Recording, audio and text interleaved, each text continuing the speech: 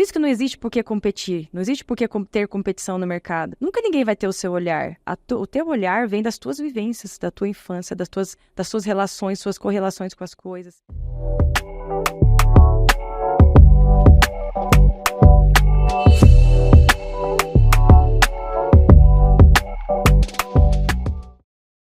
Sejam todos bem-vindos ao podcast IDEARC. Esta é a segunda série do nosso podcast, onde estamos fazendo as gravações e as capturas em Curitiba, com os melhores profissionais dessa cidade. O podcast Identidade de Arquiteto é histórias de arquiteto para arquitetos. E como vocês já sabem, eu sempre faço essa consideração. Eu considero todos os designers de interiores, decoradores como arquitetos também. Então não fiquem chateados comigo. Vamos lá. Hoje nós vamos entrevistar a Kátia Azevedo, que é da Moca Arquitetura. É arquitetura com criatividade. E isso me encantou muito. Sim, quando é arquiteto é sempre criativo. Mas quando você se coloca no mercado com essa postura, você só pode esperar coisas diferenciadas e maravilhosas. Convido vocês para conhecer o trabalho das meninas. A Kátia vai representar aqui o escritório e vai contar para nós a jornada dela com esse universo de Arq Decor. Kátia, seja bem-vinda. Eu deixo a apresentação com todas as nuances para você realmente. Eu já te pergunto, quanto tempo nessa jornada?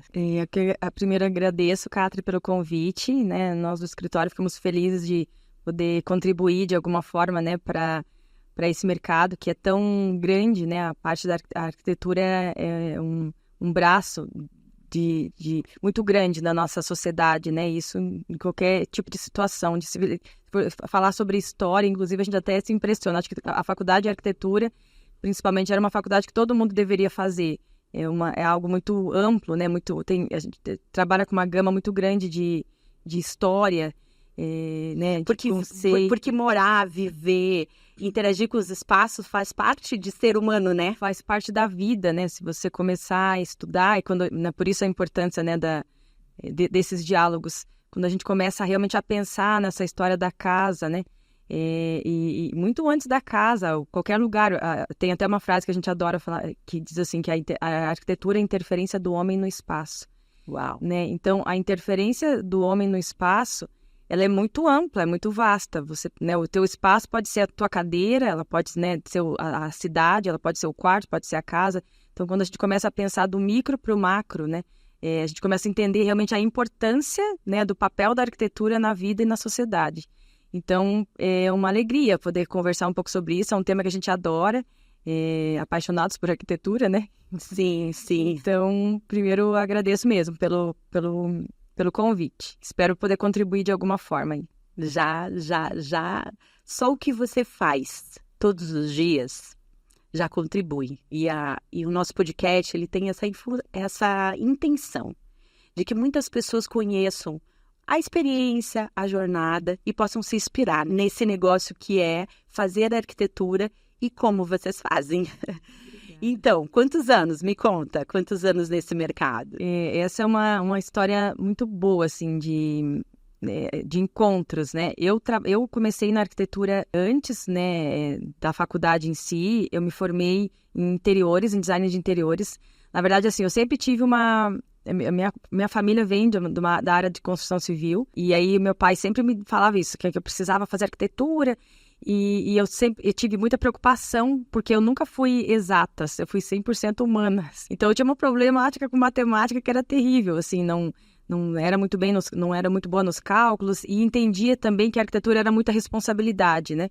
O fato de, se o prédio cair, a culpa é minha, porque eu não calculei, eu tinha essa preocupação com a arquitetura em si, com a responsabilidade dela. Então, eu fui para outras áreas. Sempre fui muito criativa, né, desde criança, muito voltada para o desenho, né, para a curiosidade das coisas. Então, eu iniciei no design, fui para a parte de produto, né? Eu cheguei a concluir produto. E aí, comecei a fazer arquitetura de interiores. Um dia, eu estava fazendo compra de madrugada no mercado e vi uma revista Casa Cláudia. Olha! E aí eu falei, acho que eu vou ser isso. Porque, sabe, deu vontade de entender um pouco sobre sobre essa ambiência, né? Já tinham muito de entender pela faculdade, pelo início da faculdade. Eu comecei no Cefet, quando teve né, eu fazia... Era o segundo grau e também o profissionalizante. O profissionalizante. Aí não dei continuidade, eu comecei, né, e depois já tive que trocar de área, mas esse início, né, eu comecei começou a me despertar essa vontade para entender esse universo da arquitetura. E aí comecei então com interiores. Fiz um curso técnico, foram 2 anos de curso técnico, e daí no curso técnico eu me descobri, eu fiquei assim simplesmente apaixonada pelo esse universo, de entender a história do mobiliário em si, a história da arquitetura, os pilares da arquitetura, né? Quem foram os mestres, né? Todo o processo, toda a história do o Renascimento, da parte da história mesmo, né? Como que o modernismo, o período barroco, o clássico, como toda a história medieval, como tudo isso mudou a visão de vida das pessoas, mas principalmente na visão da casa, do mobiliário, como tudo acaba sendo um espelho, né, um reflexo. Enfim, aí fiquei muito apaixonada por isso, assim, me dei muito bem no curso, e sempre assim com ideias visionárias, que eu queria fazer coisas diferentes. Aí, na conclusão do curso, até tinha um projeto lá que era projeto final desse curso técnico, e tinha que fazer um loft, uma casa para algum personagem. Daí eu escolhi o Santos Dumont, né, porque eu achava que ele, né, por ser brasileiro, né, o pai da aviação, né, imagina, o sistema que foi desenvolvido até hoje é utilizado, né, a cabeça dele para a época foi algo muito, muito interessante, e eu gostava desse personagem, aí fiz a casa para ele, aí fiz uma casa diferente, enfim, me estimulou muito a minha criatividade esse período, eu acho que assim, foi até muito importante enquanto profissional mesmo, ter passado esses 2 anos estudando de uma forma mais leve, mais entendendo que realmente a arquitetura era algo que eu iria seguir na minha vida. Enfim, aí feito o curso técnico, eu já estava lá eu me formei com 20, eu entrei na faculdade, eu comecei a fazer arquitetura, foi logo após, assim, terminei o curso, já fiz a matrícula e já entrei na faculdade. Uau! Então foi assim, um período muito rico, porque geralmente quando o aluno entra numa né, qualquer tipo de curso, às vezes ele é muito jovem e não tem uma cabeça tão voltada assim para entender o porquê que o professor está falando aquilo, às vezes até acaba virando uma besteira, né? Eu lembro na minha época da faculdade que tinha pessoas que não trabalhavam, os alunos, no geral eles não entendiam, até ficavam revoltados. Mas como eu já estava naquele mercado, eu já entendia, para mim foi assim, foi muito grande. Foi muito proveitoso, foi muito profundo. Foi muito profundo. É o que eu digo assim, o que eu vejo, né? A gente está num processo de mudança muito grande na educação de arquitetura. Com a tecnologia, tudo mudou muito intensamente. Tanto os cursos de design quanto de arquitetura, acho que eles mudaram muito. Eu também sou da época que a gente fazia os projetos a lápis, passava nanquim para entregar para o professor, não tinha AutoCAD, né? Estava chegando ainda. E como a cabeça da gente era aberta dentro da faculdade. Agora, eu imagino... Por exemplo, eu não tinha histórico de arquitetura familiar, fiquei fascinada. Agora eu fico imaginando a tua mente com esse nível de consciência de que era isso que você queria para a sua vida. O que a faculdade não fez na tua cabeça? Eu sempre brinco que se eu pudesse fazer de novo faculdade, eu faria.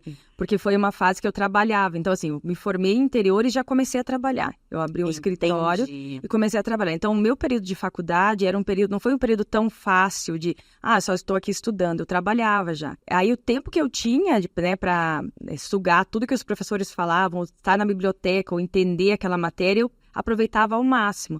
E eu acho que esse olhar, né, foi muito importante. Esse período, inclusive de trabalho mesmo, me fez crescer muito na profissão e até na minha trajetória dentro do próprio curso. Então, eu comecei no antigo Unicamp, na UP, fiz 2 anos lá, depois tive que transferir a faculdade, fiquei um tempo sem estudar, voltei, fiz o vestibular de novo e fui para a PUC.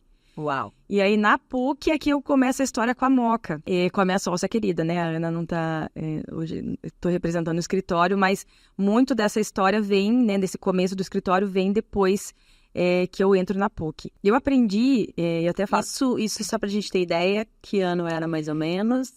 Eu acho que foi 2000...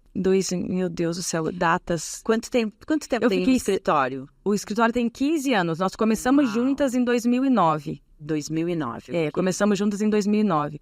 Eu entrei na faculdade, na Unicamp em 2002, aí fiquei 7 anos nessa história da arquitetura. E aí, quando eu entrei para a PUC, eu fiz muito tempo de adaptação. Então, eu não tinha uma turma específica. Eu ficava em turmas aleatórias, né? Sim. E eu vinha conhecer a Ana no final da faculdade. A gente nem chegou a trabalhar ou fazer projetos juntas na faculdade. Nós nos conhecemos, ficamos até sócias, mas primeiro porque nós ficamos amigas. Enfim, aí esse período da faculdade foi um período muito rico, porque como eu já trabalhava, eu entendia que o mercado tem as suas restrições, o cliente tem as suas limitações. A gente tem limites financeiros, limites do terreno, limite de legislação em si, coisas que, né, é a vida real. E na faculdade, quando os professores passam os projetos, muitas vezes você tem, assim, a maioria delas, né, o infinito de possibilidades. Porque, embora você tenha um terreno e você tenha até que seguir limites da prefeitura e legislação, até para entender como isso funciona, não se tem um limite financeiro. Então, e nem barreiras de criatividade. Os professores, né, passam os projetos e exatamente para que a gente dê o nosso melhor. E eu sempre utilizei esse recurso da faculdade como um momento de expandir minha criatividade. Porque se eu tinha um cliente que não tinha recursos financeiros, que eu podia fazer tudo, que o céu era o limite, eu fazia tudo que fosse mais diferente possível. Então, eu aproveitei essa época da faculdade para realmente ousar, sair fora da caixa, tentar pensar nos espaços de uma forma diferente. Você acha que o fato de você já estar no mercado de trabalho e já estar sofrendo as restrições, né? Isso. Porque o que a gente vê na faculdade abre e você pode tudo. Exato. E esse pode tudo às vezes é ruim, porque ele não te estimula a ser criativo. Criatividade vem muito também de resolver problemas. Com certeza. Né? E aí, quando vai para o mercado de trabalho, eu vejo muitos profissionais sofrendo, tendo dores de não poder fazer o que eles querem. Então, você acha que o fato de estar vivendo os dois mundos faz diferença hoje no teu dia a dia, assim? Sim, com toda certeza. Eu entendo que os limites são necessários, inclusive nos problemas é onde existe a solução. Eu acho que as melhores soluções vêm por conta do problema, inclusive. E é o momento onde você realmente tem que parar e pensar, mas espera aí, todo mundo está fazendo assim, ou por que isso está virando um problema? Né? Mudar, olhar com outros olhos. Eu acho que isso vem muito da beleza como a gente vê a vida mesmo, né? E aí traduzir isso para o nosso trabalho, traduzir isso para o dia a dia, eu acho que para mim, inclusive para o escritório, né? Daqui a pouco a gente vai falar um pouco sobre a nossa jornada, mas eu acho que muito da nossa relevância ou do que a gente já fez de trabalho e de contribuição para os clientes e para, né, para as pessoas onde a gente apresentou projetos, teve essas entregas, foi muito disso. Foi muito por tentar olhar o problema com outros olhos. Aquela frase, né? Transformar o ordinário em extraordinário. Adorei, né? Adorei. Porque o problema sei lá, até essa questão da faculdade que eu estava comentando. Você poder trabalhar sem limites é uma coisa, só que também às vezes você não tem limites e fica... E aí agora eu tenho um infinito de possibilidades, o que eu vou fazer? Quando você tem limites, você também exercita essa criatividade, dizer assim, peraí, mas eu só tenho isso, o que eu vou fazer com isso? Como é que eu posso dar o meu melhor nisso? Então, eu acho que o bom dos dois mundos, né? Que tu acabou vivendo e tendo essa possibilidade de viver ali nesse período, né? Isso, e isso me ajudou muito. E aí, na faculdade, então, eu encontrei a Ana, né, que veio ser a minha sócia, a gente até fez algumas palestras algumas vezes comentando exatamente sobre isso, a importância da amizade, né, e quando você encontra alguém que tem os mesmos valores, a mesma percepção da vida, né. A Ana também, ela vem de uma família como a minha, de comerciantes. Os pais dela trabalham tem uma loja de tintas bem tradicional aqui em Curitiba, dessa loja de balcão, sabe, aquela coisa de ter o atendimento com o público. Ela sempre teve isso, sempre trabalhou, sempre teve essa convivência também, né, com pessoas, e isso ajudou também ela em todo esse processo da faculdade. Ela também sempre foi muito criativa, curiosa. Então, nós somos muito parecidas em muitas coisas e complementares em outras. E aí, numa amizade, assim, né, no meio de conversas aleatórias, assim, Sim. E a gente percebeu que fluía muito bem o nosso trabalho. E aí, inicialmente, quando como eu já trabalhava, na época da faculdade, ela pegou ela conseguiu um trabalho de um projeto até super legal. E bem, bem interessante mesmo. E aí, como eu já estava na área, eu já trabalhava, ela me pediu, você não quer fazer comigo? Quer me ajudar nesse processo? E eu acabei ajudando ela. Então, a gente viu que também tinha essa sinergia no trabalho propriamente dito. E aí, quando nos formamos em 2009, eu já tinha um escritório, eu tinha que sair do meu escritório, entregar a sala comercial. E um dia, caminhando por Curitiba, eu encontrei um espaço muito especial, assim, que hoje é o nosso escritório até hoje, né? Faz 15 anos que a gente tá lá. Uau! E aí, só que ele era um espaço muito grande. Era uma sala, tinha mais de 100 metros, né? E duas, né? Eu tinha um escritório de mínimo 20 metros, era uma mesa pequena, enfim, trabalhava de uma forma bem... E a Ana não tinha escritório. E, só que quando eu olhei a sala e vi o espaço, eu fiquei tão impressionada que eu sabia que a gente tinha que alugar. E aí, nós duas fomos olhar a sala, ela também se convenceu, né, que era um espaço legal, e ficamos nessa. Se você tem trabalho, já sabe o que você vai fazer depois de formar, será que a gente não divide um lugar? Inicialmente, a ideia era cada um trabalhar por si. A gente ia dividir o aluguel do escritório. No andar do processo, acabou que a gente nunca trabalhou sozinha. Uma sempre estava em parceria com a outra, e quando a gente viu, nós já estávamos super sócias, né? E daí, esse início do escritório também foi um processo muito complexo e difícil, como é a trajetória de quase todo mundo, principalmente quando você não tem uma família com sobrenome ou amigos que acabam te indicando para fazer trabalhos grandes. A gente teve que realmente cavar oportunidades. Principalmente porque o nosso objetivo dentro do escritório, quando a gente formou a Moca, era criar um espaço de criatividade mesmo, que ele fosse palco para todos os profissionais e todas as vertentes de criatividade pudessem acontecer ali.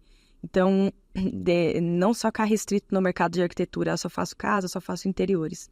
A ideia era ter um escritório diferente, onde tivesse essa parte de colaboração mesmo de outros profissionais, tanto do design, publicidade, a própria música, né? A gente teve e tem, assim, muitos amigos ricos também em várias áreas da cultura. A Moca em si era, né, na nossa cabeça era realmente tentar fazer uma arquitetura diferente, algo com personalidade, algo que levasse em conta o ser humano mesmo, as vontades do cliente, tentar mudar um pouco, né, porque aquela história, né, chega dos mesmos, né, uma casa que é toda igual, ou que não tem personalidade, que não tem identidade, chega a ser triste, e todo mundo tem sua história, né? Então a ideia era montar um escritório que contasse histórias. Mas eu acho isso um pouco ousado já. Eu acho ousado, por quê? Porque acaba que quando você entra no mercado de trabalho profissional hoje, ele vai se espelhar no que já acontece. E eu sempre brinco, não acha que o arquiteto fez aquilo, não acha que o fulano fez aquele outro para estar onde ele está. Tenha certeza, antes de mais nada, porque se você está achando, está errado, não está certo. Agora, realmente, eu vejo...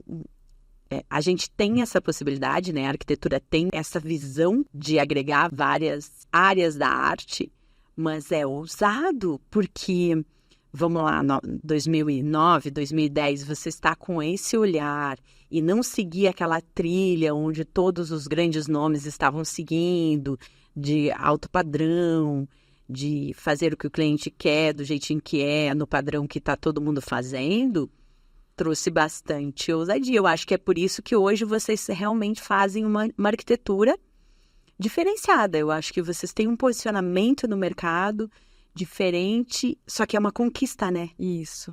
Foi uma jornada de conquista para esse posicionamento. Me corrige, me conta. É mais ou menos isso mesmo, porque tudo que é diferente, no primeiro momento, as pessoas viram um pouco a cara, né? Ou, não existe uma aceitação tão grande. E você convencer o cliente, ou você tentar convencer ele, explicar para ele que ele precisa de outra coisa, não é o que ele está imaginando, que existem outras possibilidades, é um processo, né? E aí, na nossa trajetória dentro do escritório, foi muito sobre isso, assim. Qualquer projeto que chegava no escritório, eu acho interessante que a gente continua com essa mesma visão. Às vezes fala, meu Deus, por quê, gente? É um banheiro. Mas a gente não consegue não entregar tudo, né? É tentar dar realmente o melhor pro cliente, pro espaço, para tudo. Então, assim, já falando um pouquinho sobre esse início, né? O início do escritório foi complexo porque nós não tínhamos recursos financeiros para montar um escritório, contratar pessoas, enfim. Já temos uma obra maravilhosa, grande, de relevância, vamos fazer tal projeto. Não era assim, cada projetinho era muito comemorado E eu já trabalhava, a Ana também trabalhava, o nosso aluguel era um valor altíssimo, a gente tinha que tentar recursos para fazer aquilo. Então, né, para fazer aquela coisa acontecer. Então, a gente fez, inicialmente, a gente montou como se fosse um coworking mesmo, né? Colocamos algumas mesas, disponibilizamos para outros amigos e pessoas da área também trabalharem, até para nos ajudar nas despesas. E aí, sempre foi assim, cada projeto que chegava, a gente tentava dar o nosso máximo. E convencer o cliente aos poucos. Ah, mas se a gente fizesse assim, se fizesse assado, sabe? Então, foi um processo meio que também de convencimento, né? Muitas vezes as pessoas, elas não sabem, não sabem de possibilidades, não sabem do que é possível, porque não foi mostrado a elas.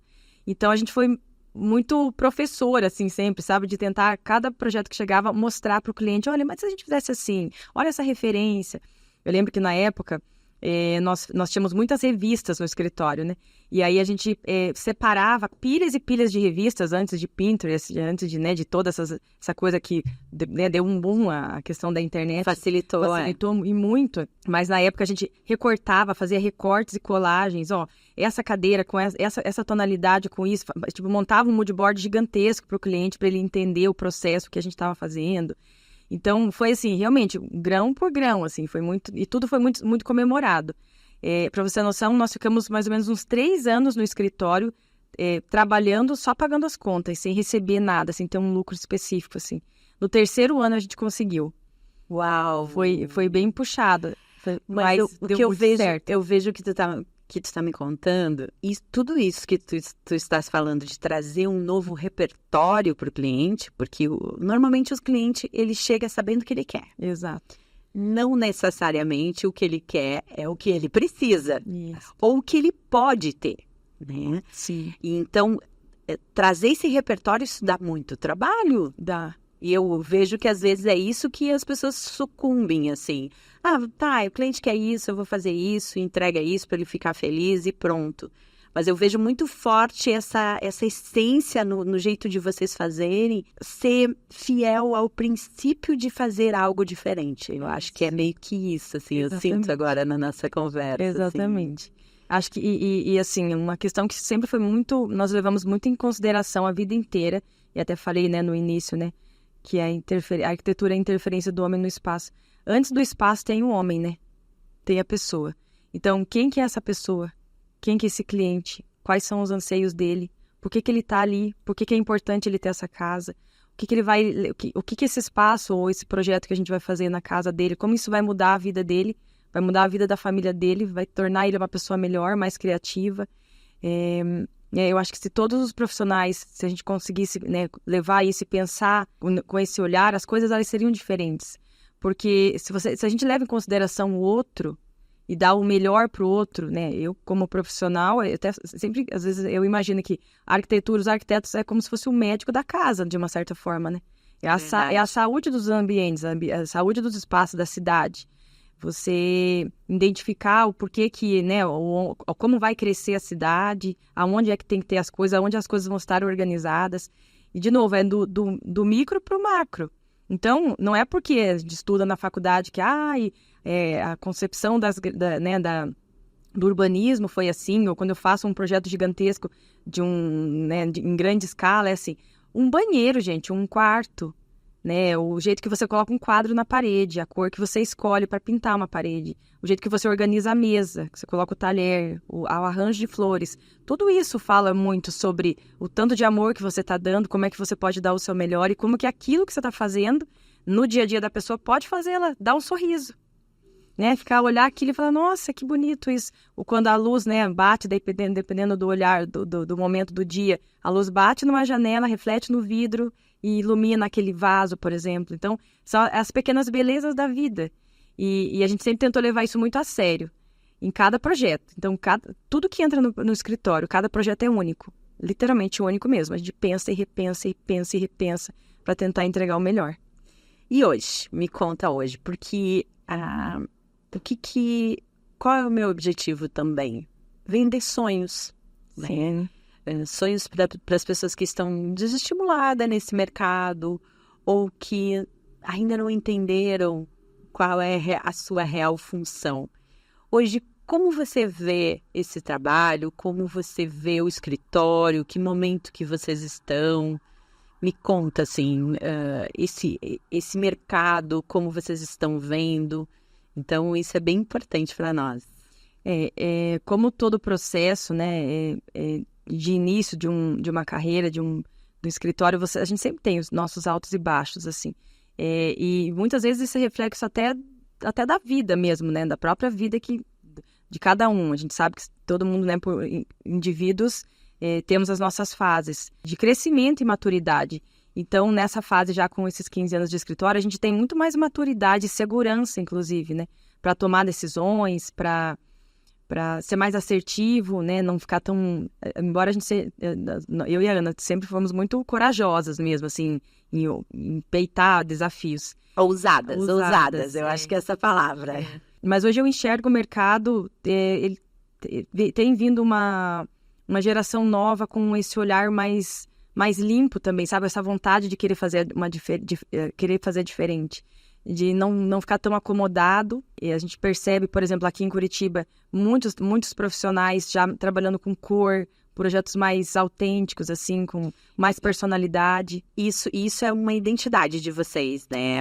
Hoje, assim, quando eu fui stalkear vocês, assim, o uso da cor sem medo, né? Mas, ao mesmo tempo, não simplesmente por usar a cor, mas com significado, com harmonia.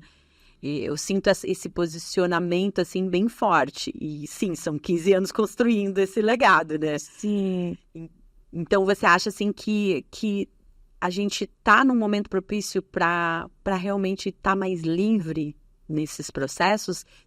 Se desvincular um pouco dessas amarras, dessa padronização? Você acha que o cliente está mais aberto a receber isso? Sim, com certeza. A gente tem visto uma mudança muito grande na sociedade, né? Uma abertura geral em vários aspectos, né? De quebrar tantos preconceitos que, né, às vezes a gente vinha meio sisudo, com tanta bagagem, e não tem que ser assim, tem que ser mais todo cartesiano. A gente percebe um reflexo geral de que as coisas elas estão mais leves, as pessoas estão buscando isso. A arquitetura é o reflexo da sua época, né? E, claro, alguns estão vendo mais à frente, então as coisas elas acabam sendo um pouco mais leves em determinados momentos, mas sim, eu vejo uma arquitetura muito mais aberta a possibilidades, a olhar o material. A gente percebe essa questão da sustentabilidade, como todo mundo tem prezado, muita gente tem prezado e levado isso a... Tu acha o cliente ou o arquiteto? Qual que está buscando? Os dois, tem clientes que já vêm com esse olhar. E se o cliente não vem com esse olhar é o papel do arquiteto direcionar isso, né? Nós construímos, imagina, o que se tem de resíduos dentro de um campo de construção é gigantesco. Então, é o papel do arquiteto ter este olhar. É por isso que, às vezes, o estar antenado não é qual é a tendência de Milão, apesar que a tendência de Milão está falando sobre isso, né? Mas é assim, não é só a questão estética, é realmente entender como o meu produto, né? Isso vai no campo da moda, vai na alimentação, no reflexo do nosso dia a dia. Como as nossas escolhas, elas podem ajudar a sociedade, ajudar o planeta, enfim. Então, eu percebo, sim, uma busca, né, e uma visão mais aberta, livre de preconceitos mesmo. Aquela história, né, proibido proibir. Legal. Então, tu disse que hoje além de todo o legado que vocês já criaram, oferecer uma arquitetura diferente, trazer inovação para o cliente está mais fácil. Está mais fácil, os clientes estão mais abertos. A pandemia também mostrou muito isso, né? Esse olhar para casa, um olhar diferente para os materiais. Embora a gente já seja conhecida pela questão das cores, que realmente a gente usa, o escritório não é só um escritório que trabalha com as cores, assim, tanto é que se vier um cliente pedir um espaço todo branco, a gente vai fazer. É mais sobre a pessoa mesmo, sabe? São projetos únicos para aquele cliente, para aquele espaço. Então, assim, é olhar o que o mercado está pedindo, mas principalmente o que aquela pessoa precisa, né? Então, se a gente precisar fazer bege ou branco ou uma cor única, a gente vai fazer com também tentando, não fazendo óbvio, sabe? Tentando olhar com outros olhos, também um olhar sem preconceito, um olhar sem limites, sem barreiras. Me define o que é arquitetura na tua vida hoje, o que ela representa? Além do teu trabalho, onde ela mais impacta no ser humano, Kátia, assim? Que eu gosto de trazer esse elemento ser humano, porque senão a gente fica muito no técnico, muito no mercado. Me conta, assim, o que isso representa para você hoje? Tudo, eu não sei se eu conseguiria viver longe, não sei nem se existe essa possibilidade, que eu acho que faz muito parte da minha essência, né, como pessoa. Embora eu já queira abandonar a profissão há muito tempo. Por quê? Aí, ó, uma pergunta importante. E vender minha arte na praia, né? Acho que é o sonho de muitos, né? Todo mundo. O mercado, né, o dia a dia, ele acaba que satura mesmo. Embora eu seja extremamente apaixonada pelo que eu faço, tem horas que a gente precisa fazer outras coisas. E também não imagino, eu vou ser arquiteta para sempre. Eu tenho como a arquitetura, talvez, de trabalhar dessa forma como eu trabalho, talvez mude. Mas a arquitetura, para mim, é tudo, assim, porque eu entendo ela como tudo, né? Eu caminhar na rua, eu olhar a árvore que está plantada, é ter essa percepção do dia a dia. Então, eu levo isso muito, muito a sério. Entender a cidade, entender o lugar, quando viaja, né? Sentir os espaços, olhar o entorno, né? O que está acontecendo em volta. Quando a gente percebe isso, a vida fica mais leve, as percepções ficam diferentes, parece que as coisas ficam mais afloradas. E pensando que a arquitetura é arte, né? A vida é arte, então, né? Não tenho que... Me conta um pouquinho agora desse... Achamos um momento de conflito agora. Uma polêmica. Uma polêmica. Mas é importante a gente refletir sobre isso, né? Que você compartilhasse com a gente um pouquinho. Esse estresse. Né? Esse momento desse pensamento, ai meu Deus, não aguento mais isso aqui. Eu acho que não existe um arquiteto que não tenha vivido isso já, né, durante a sua jornada, mesmo que seja uma jornada recente. Por que você acha que isso acontece? Como você trabalha isso? Como você acha que é essa jornada de ser arquiteto dentro desse cenário, desse dia a dia estafante, né? Porque às vezes ele é estressante, cansativo. Existe uma beleza muito grande no processo do projeto, onde tudo é no papel.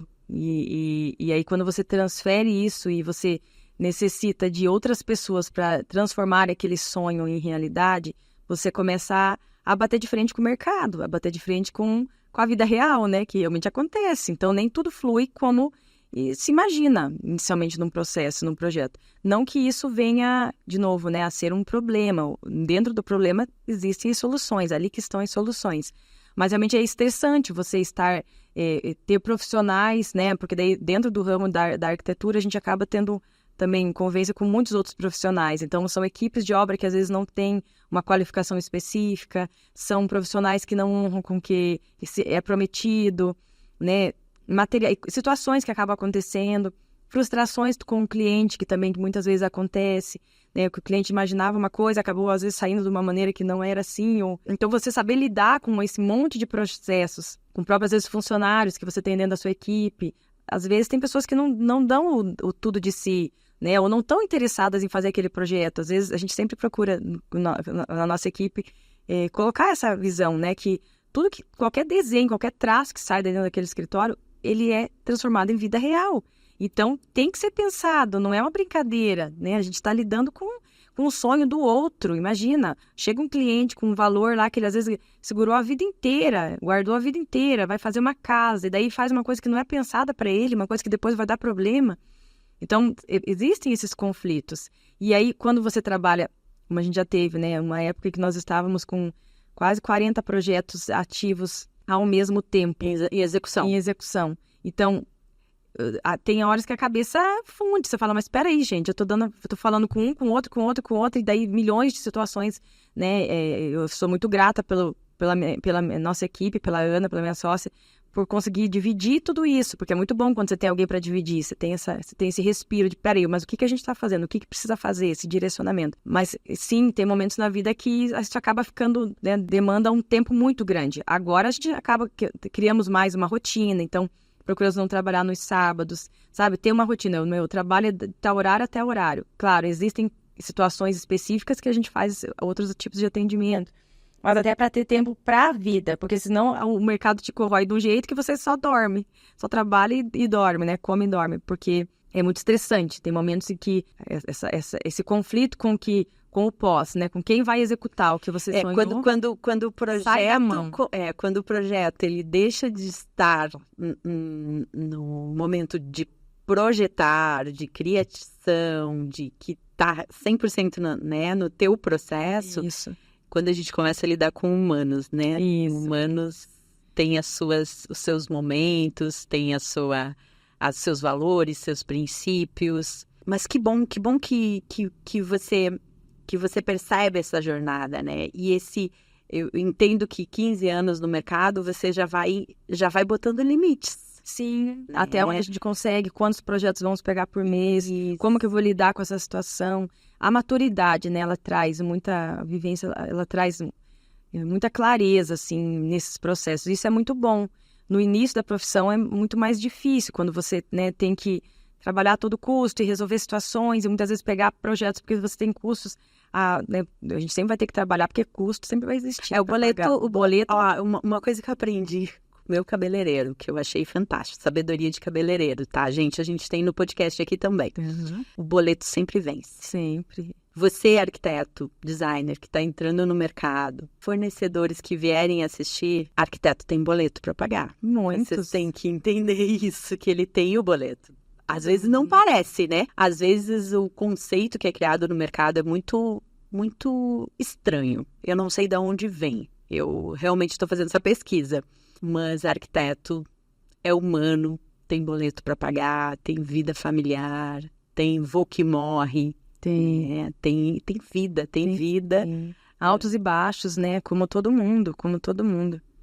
E aí ter esse olhar, né, diferente, assim, no geral, nós estamos falando sobre arquitetura, mas se a gente fosse fazer uma pesquisa agora com qualquer tipo de mercado, todo mundo ia dizer isso, gente, eu tô cansado, né, ou o cabeleireiro, ou né, a gente do TI, o médico, tem momentos que e por isso que são interessantes e importantes as pausas, né, isso eu tenho dado muito valor, assim, às vezes momentos de viagem, momentos onde você pode ficar no silêncio, para exatamente acalmar esse caos todo que muitas vezes acontece quando você está numa grande entrega, num projeto grande.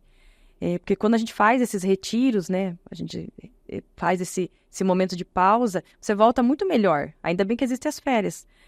Legal. Ai, Kátia, muito legal todos esses elementos que você está trazendo para nós na nossa conversa. E me conta agora, qual a expectativa de futuro? Para onde você vai levar? Para onde a Mooca vai? Tem algum plano? Tem alguma visão? Para a gente inspirar as pessoas a também, né, quando chega nesse nível de maturidade, entender o que faz agora, né? Sim. O que faz com esse momento, assim. Eu acho interessante tanto eu como a Ana, nós somos muito espiritualizadas, assim, a gente procura sempre ter uma visão otimista do futuro, sempre somos otimistas, acho que isso também fez com que a gente continuasse com o escritório até hoje. Tudo dá certo, nada para nós é impossível.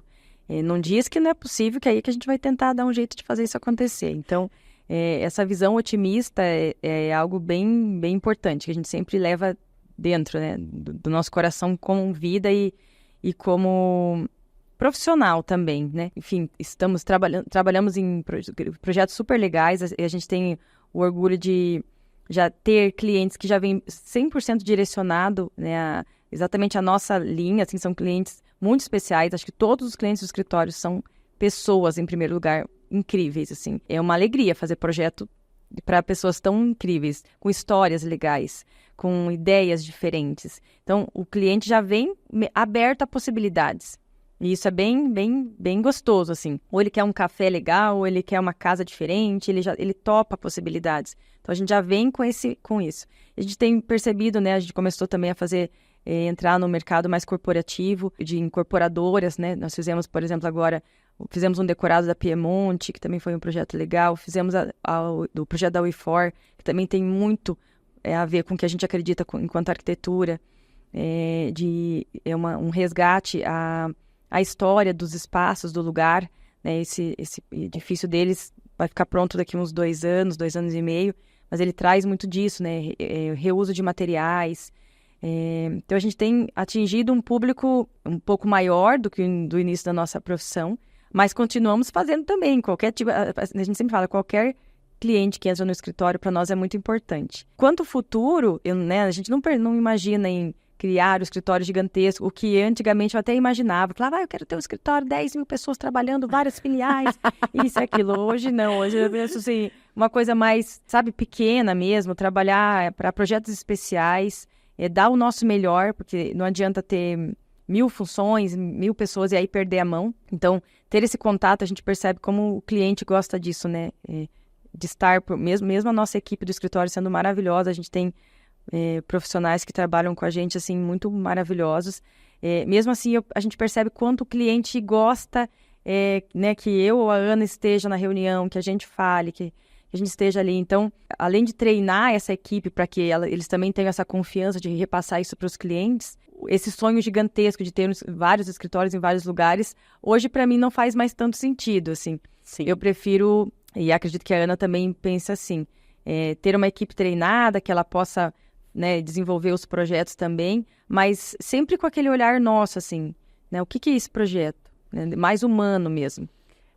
Eu diria, traduzindo aqui, realmente aproveitar desse legado construído para fazer uma entrega ainda melhor e mais específica que vocês tinham lá no início, Isso. assim, né? Então, menos clientes com maior qualidade e fazendo uma entrega realmente nesse processo de superlativo. Porque o que eu acho da arquitetura, que eu acho fantástico, ela não tem limite, realmente, de criação, de transformar.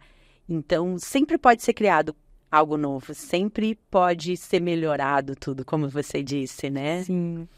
Me conta uma história de algum cliente ou de algum episódio. Mostra essa que pode nos, assim, compartilhar com a gente esse desafio de trazer algo novo para o cliente, de trazer esse olhar.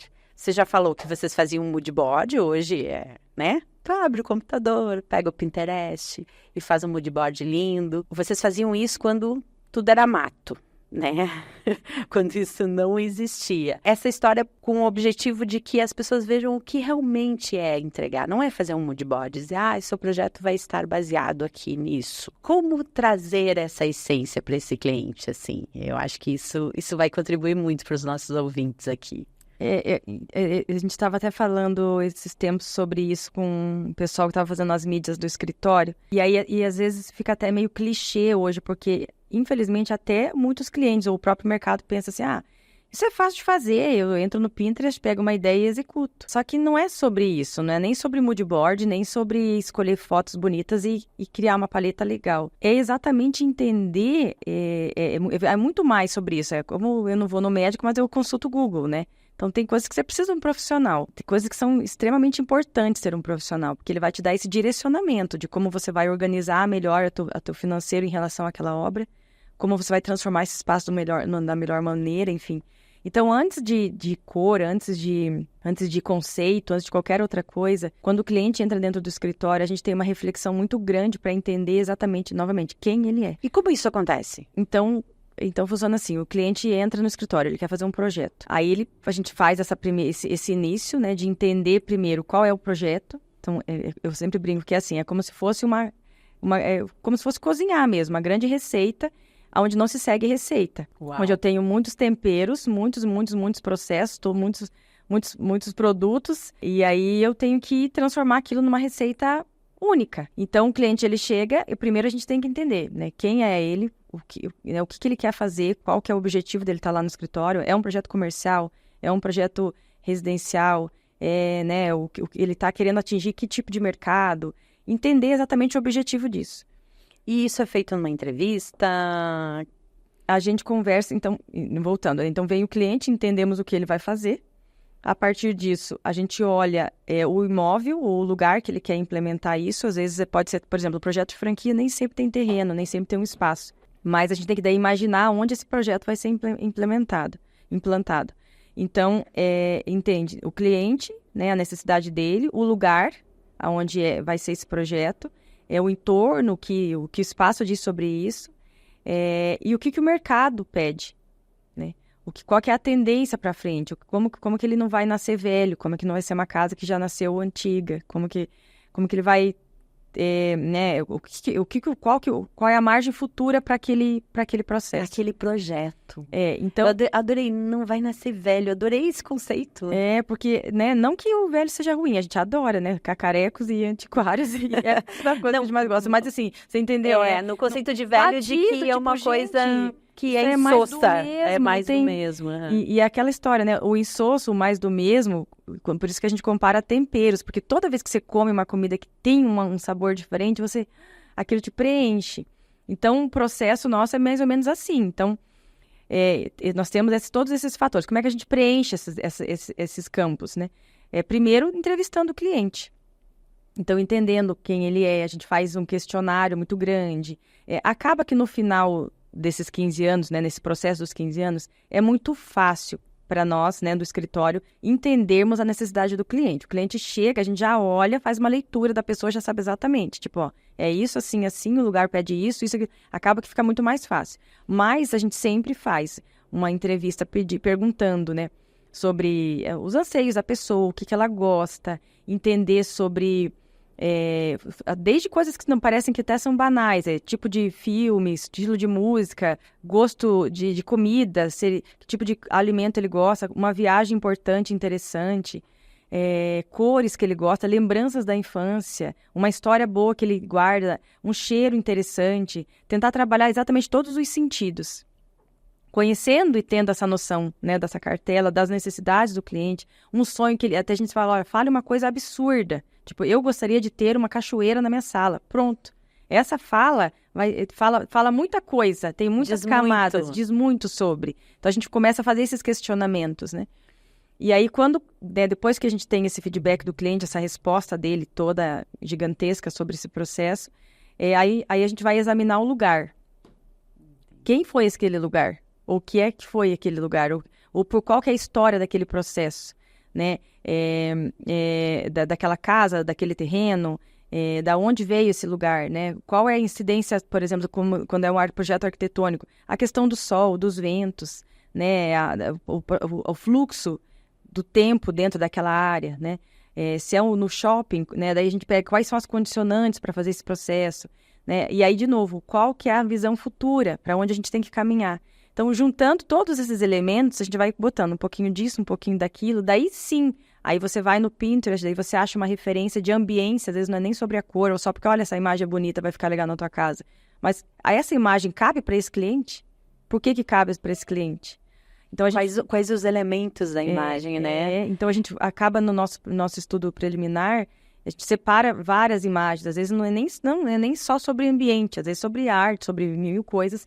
E a partir dali a gente explica, ó, aqui é por conta disso, isso aqui você pode perceber que é assim, assim, assado, olha a maneira da iluminação. E vocês chegam a fazer uma apresentação de briefing ou já faz um projeto inicial para discussão, assim? Não, a gente sempre, o nosso processo é dividido em 3 etapas, né, que é o estudo preliminar, o anteprojeto e o executivo. Dentro do estudo preliminar, a gente nunca apresenta 3D, é um processo mais... Existe primeiro o briefing, que é quando a gente pega todas essas informações que eu falei, esse começo. Aí, depois que a gente tem esse material para trabalhar, é que a gente vai começar a desenvolver o processo. Aí, Mas valida com o cliente quando que é a primeira apresentação? A primeira apresentação seria o estudo preliminar. Aí, no estudo preliminar, a gente faz esse grande mood board de referências, de histórias, de músicas, de várias coisas. E aí, a partir desse mood board, a gente apresenta um layout. Sempre é só layout. No layout para entender fluxo, né, entender, né, as setorizações mesmo das coisas todas. E aí explicamos todas essas imagens. A gente nunca gosta de só mandar o processo. A gente gosta de ter o cliente, de falar pessoalmente, de explicar o porquê, explicar o motivo. E aí mandamos essa apresentação para que ele também mature essas ideias. Porque é um processo que não é tão fácil você olhar e falar, é isso, acertei. Não. Quanto mais você fica no processo do papel pensando, mais fácil é, porque lá na frente a coisa se conclua de uma forma positiva, né? Não tenha uma forma positiva, ainda mais trazendo elementos novos, diferenciados, isso, né? Fazendo o cliente... Esse processo de fazer o cliente enxergar as coisas com outro olhar, ele tem realmente esse momento de maturação, tem, né? Você precisa de um tempo para, peraí, mas é isso mesmo? esse que eu quero, eu gostei, por que eu não gostei dessa imagem? Tanto que a gente pede para sinalizar. Quando a pessoa não gosta, por que você não gosta dessa imagem? Muitas vezes nós colocamos imagens provocativas, que não tem nada a ver, para o cliente falar, eu odeio isso, porque daí, nessa hora, você consegue entender, então isso aqui tem favor, começa a criar essa identificação. Depois desse processo do estudo preliminar, que ele já recebeu esse documento, e ele volta com esse feedback, aí a gente monta o volume, que aí é transformar todas aquelas ideias, toda essa conversa num volume real. E aí aí essa reunião é uma reunião muito feliz, né? Porque depois que o cliente vê o 3D dele, ele fica, meu Deus, era isso mesmo que eu queria. Que é o que a gente adora ouvir, né? E é muito gostoso, assim. E claro, mesmo dentro da fase do anteprojeto, é uma fase legal também para criar esses ajustes, né? Sim, ir ao detalhe, né? A cor, vamos afinar a cor, criar a paleta de cores, depois a gente vai olhar os revestimentos, o que o mercado tem para nos oferecer. Esse é um desafio também, né? Para poder encaixar dentro desse projeto, encaixar financeiramente também, né? São dois elementos muito importantes, né? É a questão de tecnologia, que hoje, graças a Deus, a gente tem aí é muito vasto, mas existe ainda algumas questões. E aí, viabilidade, se é viável para esse cliente, isso entra nesse escopo, né? Exato. Vai dar para executar, porque uma coisa que eu sempre fazia no meu escritório, já com nível de maturidade, é que o mesmo projeto, ele pode custar 100, ou ele pode custar 100 mil. Ou 1 milhão. Ou 1 milhão. Depende do material que você vai usar. Isso. E o projeto, a nível de conceito, a nível de solução, ele vai continuar o mesmo. Exato. Aí sim, sensação, requinte, enfim, né? É os materiais que vão determinar. Então, quem determina isso é o bolso do cliente, né? Sim. Mas eu queria fazer mais uma colocação aqui quando tu fala do teu processo. Entender esse cliente. Eu acho que isso é muito desafiador para o profissional, principalmente para os profissionais novos, porque tem toda uma ansiedade de ter conquistado aquele cliente. Eu sempre digo que existe aquele medo de errar, né, constante, que ao mesmo tempo, se você direcionar para o lado certo, vai ser um motivador de você pesquisar, de você estudar, de você trabalhar um pouquinho mais, né? Entender esse cliente, eu vi no processo de entender o cliente, ver o ambiente, né, o contexto daquele projeto e o futuro. Eu vi 3 coisas na hora que você estava falando que me chamou muita atenção. O primeiro, entender esse cliente é estar aberto, não ter um preconceito. Isso. Eu acho que hoje é muito mais fácil para vocês, porque vocês fizeram muito, mas o grande elemento chave desse momento é você não julga, está aberto, página em branco. Vamos tentar escrever e descrever esse cliente sem olhar ele, sem ver o carro que ele está chegando, sem ver a marca de roupa que ele está usando. É exatamente isso. O segundo é o ambiente, né? Olhar com intenção e sem julgamento. Realmente querer saber. É outra página em branco, mas muito mais com contextualização, muito mais de você estudar, né? Ter aquele interesse. O último elemento, que é não nascer velho, né? Adorei isso, eu vou usar muito.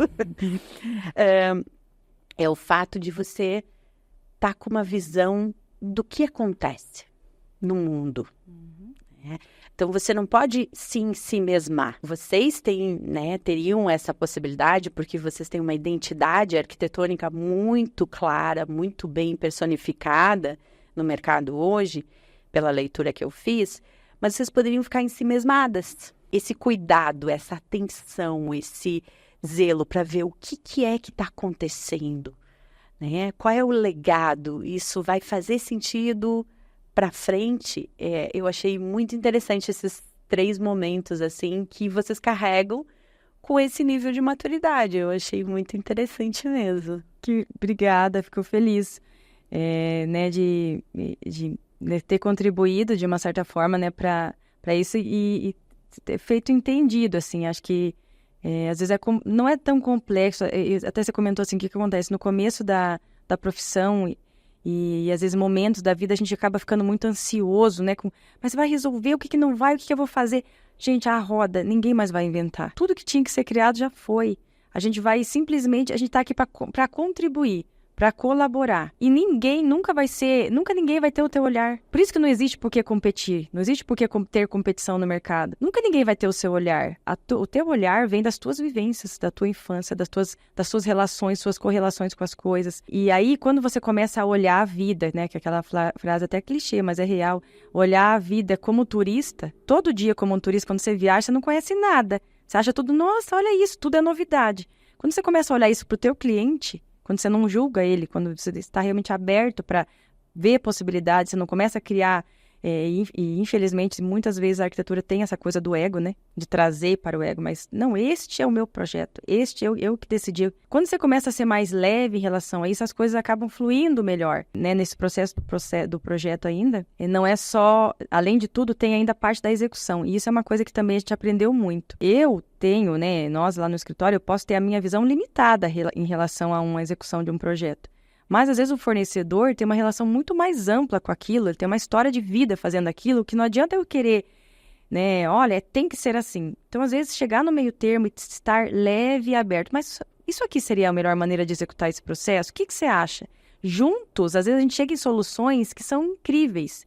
E aí, no final, quem sai feliz é todo mundo. O cliente fica viável para o cliente. Fica bonito porque o fornecedor não acredita que fez uma coisa tão legal. A gente também fica super feliz e realizada porque executou um trabalho. Então, assim, sabe, de novo, é ser leve. Uau. É ser leve. E aí, voltando para o início, uma das coisas mais importantes no início do escritório era fazer uma arquitetura leve, engraçada, diferente. Porque era tão sisudo, sempre foi tão difícil, assim, chegava nos lugares. Quantas vezes a gente foi em lojas, as lojistas nem abriam a loja, porque a gente não estava com o cabelo todo escovado, num carro bom, ou toda, né, emperequetada. A gente sempre foi muito, assim, usar tênis e de óculos, e muito natural. Exatamente porque a gente não tinha esse preconceito. Então, quando a gente montou o escritório, a ideia era da Moca, né, tem vários significados, assim, era um nome que eu carrego há muito tempo, e sempre gostei da expressão, né. Mas a gente coloca movimento, objeto, criação e arte. Uau, adorei! E é bem sobre isso, assim, era criar um tipo de arquitetura. Primeiro que a gente não queria que fosse o nosso sobrenome, né? Ana Caroline ou Sikorsky Azevedo Associados, arquitetos associados. Sim, quase uma advocacia. A gente queria realmente que fosse assim, a pessoa olha e fala, nossa, que é isso, né? Que escritório é esse? Exatamente tratar da arquitetura de uma forma leve, sem tanto formalidade ou termos tão técnicos, eu só falo assim, eu sei o sobrenome. Não é sobre isso, gente, é sobre, de novo, é sobre a vida, né? É sobre a vida, sobre pessoas. Gente, a gente está chegando no final do nosso podcast. Eu vou para a última pergunta, mas antes eu queria agradecer o nosso patrocinador, a Trisoft, que acreditou nesse projeto quando ele não existia, quando ele ainda era um sonho. A Trisoft hoje é uma empresa que trabalha com revestimentos funcionais e tem um universo na arquitetura, está trazendo inovação para a nossa área de Arq Decor. Então, dá uma investigada, no link embaixo na descrição a gente vai ter os links, enfim, porque eu gosto de honrar as pessoas que me honram e que acreditam na gente, né? Nada melhor do que pessoas que acreditam. O projeto aqui de Curitiba também tem o apoio do Metropolitano. O Metropolitano é um programa de relacionamento entre lojistas e arquitetos, o maior do Brasil hoje, e que traz essa aproximação, que traz esse relacionamento com os arquitetos de forma a criar experiências. Vamos para a última pergunta. Eu, por mim, passava mais uma hora aqui falando contigo, tinha muita coisa para perguntar, mas a gente sabe que tem um tempo aí que é o que as pessoas suportam hoje para ouvir, né? Qual a mensagem? Vamos pensar que todos os arquitetos, designers de interiores e decoradores vão estar ouvindo a gente. Qual a mensagem que a Kátia gostaria que eles recebessem? Que eles, assim, eles vão receber no WhatsApp deles uma mensagem. Durante esse dia maluco, que às vezes está estressante, durante esses questionamentos que às vezes tem, qual a mensagem que você acha que você gostaria de mandar para todo o nosso mercado, para todos os nossos colegas? A É difícil, porque é tanta coisa, né? E tentar ser assertiva numa... Mas vai na essência, eu te dou um segundinho, assim, mergulha lá, o que você acha que pode realmente contribuir, assim, em uma mensagem, tá? Em uma mensagem. Meu Deus, polêmica. Agora é polêmica. Agora é polêmica. Mas acredito que é isso, que, né? Meio que muito do que a gente já falou no processo inteiro, mas é de tentar ser leve em relação à vida, em relação às pessoas, em relação a tudo, assim, a ter esse olhar calmo e sereno, sabe? Por mais difícil que seja o mercado, por mais difícil que seja, às vezes, os clientes, os desafios do dia a dia, é tentar manter o centro, né? Primeiro estar conectado com você mesmo, saber das suas essências, saber do teu valor e como que você pode contribuir para que as coisas elas sejam melhores. Se eu estou bem, eu posso contribuir para que o outro também esteja bem. E entender que ninguém faz nada sozinho. Não tem por que a gente estar brigando pelo ego, ou brigando por cliente, ou brigando por sabe, às vezes tem umas brigas que não vale a pena. Tem coisas que não vale a pena. Então, luta pelo que vale a pena. E só vale a pena quando não é só para você. Quando leva em consideração o outro. Uau, muito obrigada. Eu sou muito grata por esse tempo que você tirou para se dedicar para o nosso projeto, mas principalmente para ajudar outras pessoas a conhecer esse mundo. E eu tenho certeza que muitas sementes foram plantadas hoje. Obrigada a vocês mesmo, de novo, pelo convite, pela atenção e por esse momento. Primeira vez, eu espero que tenha dado tudo certo. Deu tudo certo.